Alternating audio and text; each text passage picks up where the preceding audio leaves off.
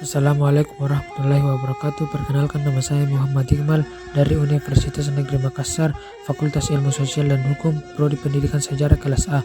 Di sini saya akan menceritakan tentang sejarah Tongkonan Papa Batu. Tongkonan Papa Batu merupakan tongkonan tertua di Toraja karena usianya sudah mencapai 300 tahun dan dihuni oleh seorang nenek bernama Nenek Toyang. Beliau adalah seorang janda berusia 110 tahun yang merupakan turunan ke-10 yang tinggal dalam tongkonan itu. Dulu yang pertama kali membuat dan menghuni tongkonan Papa Batu ini adalah Nenek Buntu Batu. Keunikan tongkonan ini adalah atapnya menggunakan batu-batu pahatan dengan jumlah 1000 keping. Tiap keping batu pahatan berukuran 5x3 jengkal orang dewasa. Karena dulu masyarakat belum mengenal alat mengukur panjang seperti penggaris dan lain-lain, maka satuan ukurnya menggunakan jengkal. Sedangkan berat batu tiap kepingnya kurang lebih 10 kg. Jadi jika ditotalkan, untuk satu bangunan tongkonan itu memiliki atap dengan berat 10 ton.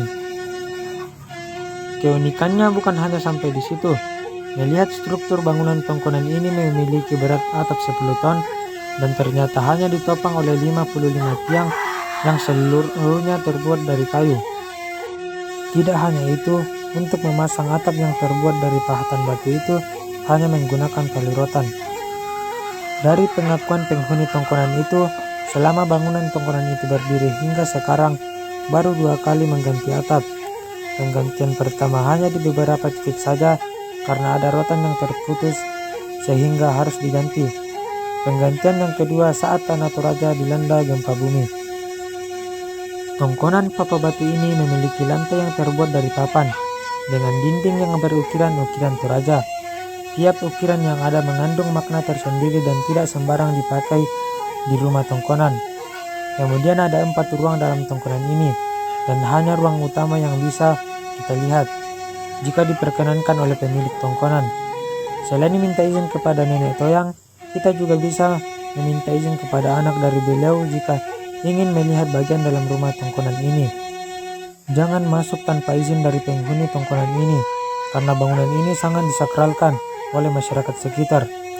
Karena menurut cerita dan sering terjadi, orang yang masuk tanpa izin dan dampingan dari penghuni tongkonan, maka tiba-tiba akan jatuh sakit dan obatnya hanya kembali meminta maaf ke tongkonan itu. Tangga untuk naik ke atas tongkonan ada di sisi kanan bangunan. Setelah diberikan izin oleh penghuni tongkonan, kita bisa naik ke atas. Pemilik tongkonan atau kerabatnya akan berjalan lebih dahulu ke atas untuk meminta izin kepada leluhur yang diyakini masih ada bersama tongkonan itu. Setelah mendapat izin dari leluhur, penghuni rumah akan menyuruh Anda untuk mengetuk kepala Anda sebanyak 3 kali di ambang pintu masuk tongkonan. Berbeda dengan kebiasaan normal kita ketika bertamu mengetuk pintu dengan tangan, sementara di tongkonan ini harus mengetuk menggunakan kepala sebanyak 3 kali. Ini adalah suatu keharusan untuk Anda lakukan ketika berkunjung ke rumah tongkonan ini. Jika tidak sesuai prosedur, maka ketika pulang akan ada yang sakit. Di ruang utama Anda hanya mendapati beberapa benda yang sangat disakralkan. Sepintas terlihat seperti sesajen, tampak terlihat ada bumbu bekas bationg atau makan penjamu tamu saat ritual adat berlangsung berupa daging babi yang dimasak dengan sayur mayana kemudian dibakar hingga matang. Keranjang nasi tempodulu, daun bambo, padi, dan kepala kerbau.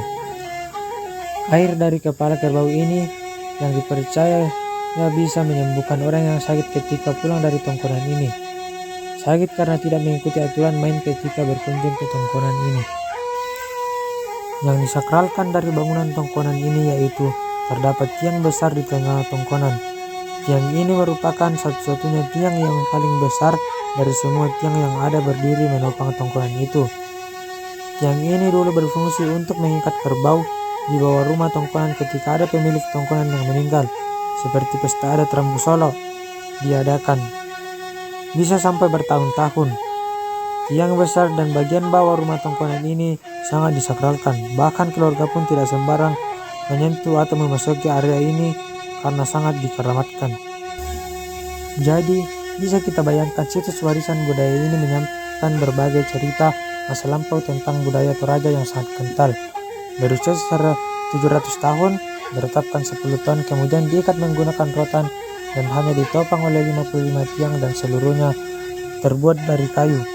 Belum lagi bangunan ini sangat disakralkan, harus permisi dengan mengetuk pintu menggunakan kepala sebanyak 3 kali. Jika tidak bisa, saja kita pulang sakit. Percaya atau tidak, inilah bagian dari budaya, adat, dan istiadat masyarakat Toraja.